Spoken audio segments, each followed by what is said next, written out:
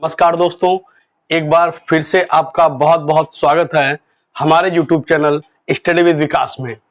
मैं आपको nervous system का दूसरा पार्ट लेकर आया हूं। इससे पहले आपने नर्वस सिस्टम यानी कि तंत्रिका तंत्र में पढ़ा, उसी का ये दूसरा भाग है। ये जो भाग 2 है ये बहुत ही ज्यादा महत्वपूर्ण है। नर्वस सिस्टम में जो सबसे महत्वपूर्ण भाग है वो होता है मस्तिष्क।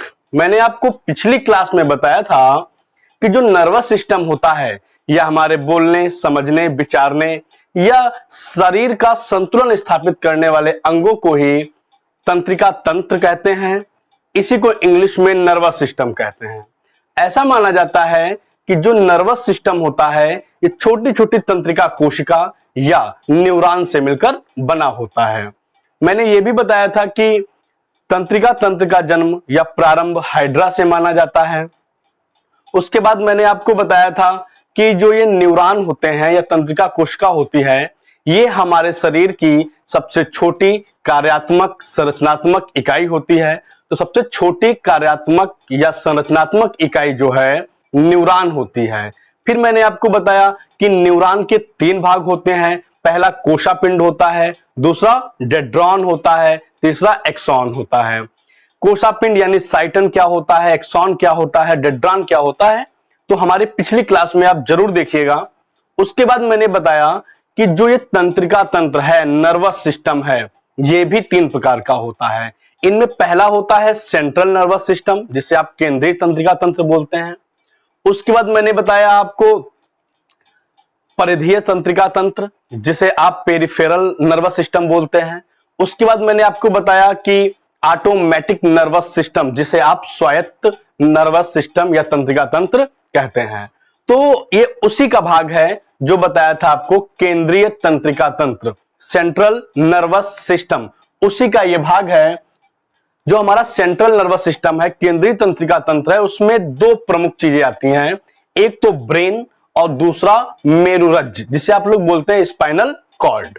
बात समझ में आई?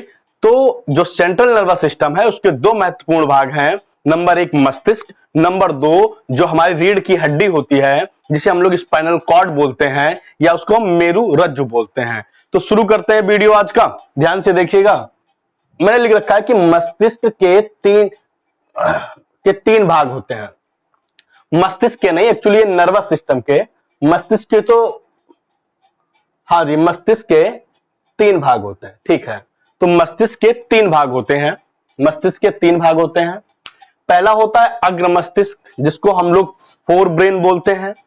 दूसरा लिखा है मध्य मस्तिष्क, जिसको हम लोग मिड ब्रेन बोलते हैं। और तीसरा है पश्चिम मस्तिष्क। ध्यान से देखिएगा, तीसरा है पश्चिम मस्तिष्क, जिसको हम लोग हिंड ब्रेन बोलते हैं। तो there are 3 types of brain. पहला कौन सा मैंने बताया? अग्र मस्तिष्क, जिसे हम लोग बोलते हैं फोर ब्रेन। दूसरा बताया मध्य मस्तिष्क, जिसे हम लोग बोलते हैं मिड ब्रेन। और तीसरा बताया पश्चिम मस्तिष्क, जिसको हम लोग बोलते हैं हिंड ब्रेन। आपको बता दूं कि जो हमारा अग्र मस्तिष्क है, वेरी इंपॉर्टेंट है, हर पेपर में पूछा जाता है। अग्र मस्तिष्क का मतलब हमारा ये वाला हिस्सा, जो हमारा ये हिस्सा है इसे हम लोग बोलते हैं अग्र मस्तिष्क। देखिएगा फोर ब्रेन, इसके भी 2 भाग होते हैं। जो अग्र मस्तिष्क है इसके 2 भाग होते हैं। कौन कौन से होते हैं देखिएगा, एक होता है सेरिब्रम, और दूसरा होता है डाइएनसिफेलॉन। ध्यान से देखिएगा, पहला भाग सेरिब्रम, दूसरा डाइएनसिफेलॉन। अगर ये आपने नाम नहीं सुने तो आज जानिएगा, बहुत ही महत्वपूर्ण होने वाला है ये वीडियो। तो पहला है सेरिब्रम, दूसरा डाइएनसेफेलॉन। तो पहले अग्र मस्तिष्क में सेरेब्रम नाम बहुत कंफ्यूजन होती है, सेरेब्रम सेरेबेलम बताऊंगा मैं आपको। तो ये पहले भाग में होता है सेरेब्रम। देखो ये सेरेब्रम क्या करता है, ये बुद्धिमत्ता तथा चिंतन का केंद्र होता है। बुद्धिमत्ता तथा चिंतन का केंद्र होता है। किसका? बुद्धिमत्ता और चिंतन का केंद्र होता है। फिर इसी सेरेब्रम में मैंने आपको पिछले वीडियो में बताया था कि जो ऑसिपिटल क्या होता है, पेरिटल क्या होता है, टेम्पोरल क्या होता है और ये फ्रंटल क्या होता है, मैंने चित्र सहित आपको पिछले वीडियो में दिखाया है। तो समझिएगा, इसी सेरिब्रम में ही 4 भाग और होते हैं। एक होता है फ्रंटल, क्या होता है? फ्रंटल, फ्रंटल शायद यहां पे पाया जाता है, तो देख लीजिएगा चित्र में। फ्रंटल ऐच्छिक पेशियों के संकुचन पर नियंत्रण करता है। जो हमारी ऐच्छिक है, ऐच्छिक पेशियां होती हैं, जो जिनको ऐच्छिक पेशियों के संकुचन पर नियंत्रण।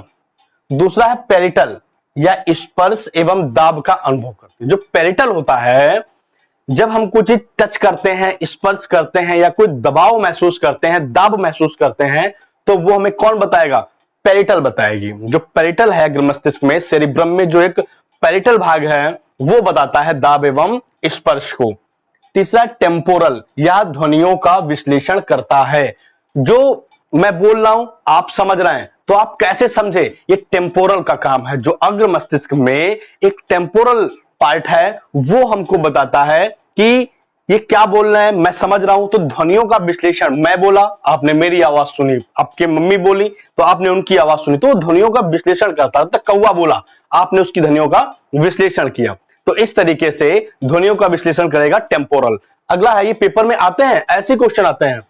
फिर लिखा है ऑक्सीपिटल। ऑक्सीपिटल का मतलब यह देखने की क्षमता में सामंजस्य स्थापित करता है।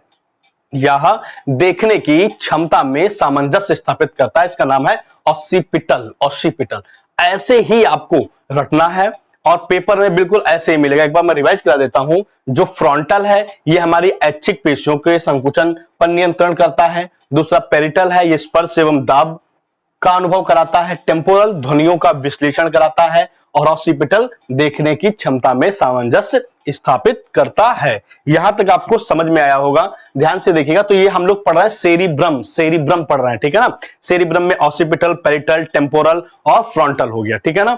नेक्स्ट, अग्र मस्तिष्क का एक भाग हो गया सेरिब्रम, दूसरा भाग है डाइएनसेफेलॉन। डाइएनसेफेलॉन, इसमें देखिएगा डाइएनसेफेलॉन में देखो ये क्या लिखा हुआ है। ये लिखा हुआ है please subscribe my YouTube channel. देखिए, अगर आपको ये वीडियो अच्छा लगा तो प्लीज इसे सब्सक्राइब कीजिएगा, शेयर कीजिएगा। तो अगर आप शेयर करेंगे, बेल आइकन भी दबा लेंगे, तो आपको मेरे सबसे पहले वीडियो आपके मोबाइल पर मैसेज देंगे और आप उन्हें देख पाएंगे, ठीक है ना। तो प्लीज अगर अच्छा लगे तो सब्सक्राइब कर लीजिएगा, बाकी आपकी मर्जी। आगे मैंने लिखा था डाइएनसेफेलॉन। इसके भी दो भाग होते हैं। जो डाइएनसेफेलॉन है, ये अग्र मस्तिष्क का ही भाग है, याद रखना। एक सेरिब्रम, दूसरा डाइएनसेफेलॉन। इसके भी दो भाग होते हैं, ध्यान से देखिए कौन कौन से। ये बहुत काम के पेपर में बहुत बार पूछे गए हैं, ये पेपर में बहुत बार पूछे गए हैं। एक मिनट,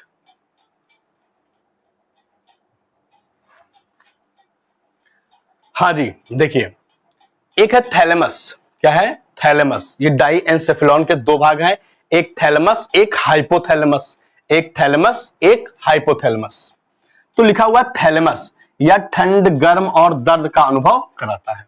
जो थैलेमस भाग होता है, ये आपको ठंड लग रही है, गर्मी लग रही है। अभी गर्मी लग रही है ना, तो ये गर्मी लग रही, कौन बता रहा है मुझे कि बहुत गर्मी है भाई? कौन बता रहा है? थैलेमस बता रहा है। थैलेमस, थैलेमस किसका भाग है? डाइएनसेफेलॉन का भाग है। और डाइएनसेफेलॉन किसका भाग है? ये अग्र मस्तिष्क का भाग है। और ये अग्र मस्तिष्क किसका भाग है? तो ये हमारे ब्रेन का भाग है। सब समझ में आ रहा होगा? लाइक जरूर करिएगा अगर समझ में आ रहा है। तो सर्दी, गर्मी और दर्द, दर्द का भी अनुभव थैलेमस ही करता है। अगला भाग है हाइपोथैलेमस। हाइपोथैलेमस क्या होता है? तो जो ये हाइपोथैलेमस है, ध्यान से देखिएगा, हाइपोथैलेमस या प्रेम, घृणा, विषाद, हर्ष आदि भावनाओं का नियंत्रण, हार्मोन्स नियंत्रण, भूख, प्यास व रक्तचाप को नियंत्रित करता है, यानी कि बीपी, ठीक है ना। तो मैं आपने पढ़ा थैलेमस, उसके बाद हम लोग पढ़ रहे हैं हाइपोथैलेमस। ये हाइपोथैलेमस क्या करता है?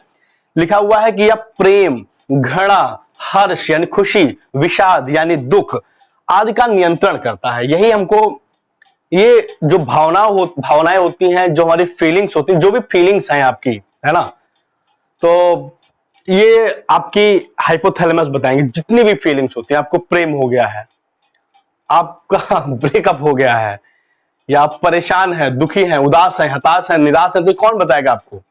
ये आपको बताएगा हाइपोथैलेमस। इसमें और लिखा है कि जो हार्मोन्स होते हैं, हार्मोन्स, इनका इन पर भी नियंत्रण करता है, हार्मोन्स नियंत्रण भी करता है हाइपोथैलेमस। उसके बाद में भूख प्यास, आपको भूख लगी है, प्यास लगी है, कौन बता रहा है भाई? कैसे पता चलेगा कि हमको भूख लगी है, कैसे पता चलेगा कि हमको प्यास लगी हुई है? तो ये बताएगा हाइपोथैलेमस। आगे लिख रखा है रक्तचाप यानी बीपी। तो ये रक्तचाप जो हमारा ब्लड प्रेशर होता है, बीपी होता है, उसका भी नियंत्रण करता है। पेपर में बहुत बार आया है कि हमारे शरीर को नियंत्रित करने वाला या हार्मोन्स नियंत्रित करने वाला या रक्तचाप को नियंत्रित करने वाला पार्ट कौन सा है? तो एक ऑप्शन होता है हाइपोथैलेमस। हाइपोथैलेमस। तो सब समझ में आया होगा, भूख, प्यास, खुशी, दर्द, विषाद, तो ये सब आपको मिलता है, हार्मोन्स नियंत्रण सब बताएगा हाइपोथैलेमस। तो आपने पढ़ा अभी तक, एक भाग पढ़ा सेरिब्रम, उसमें आपने पढ़ा कि ये हमारी बुद्धिमत्ता चिंतन का केंद्र, उसमें आपने 4 पार्ट और बताए, फ्रंटल बताया, पेरिटल बताया, टेम्पोरल बताया, ऑसिपिटल बताया। देन उसके बाद में आपने डाइएन्सेफेनॉल पढ़ा, उसके भी 2 भाग होते हैं, उसमें आपने थैलेमस पढ़ा, हाइपोथैलेमस पढ़ा, दोनों पढ़े। ध्यान से देखिएगा आगे, समझ में आ रहा है ना? अगर समझ में आ रहा है तो प्लीज कमेंट बॉक्स में जरूर बताइएगा। आगे देखिए।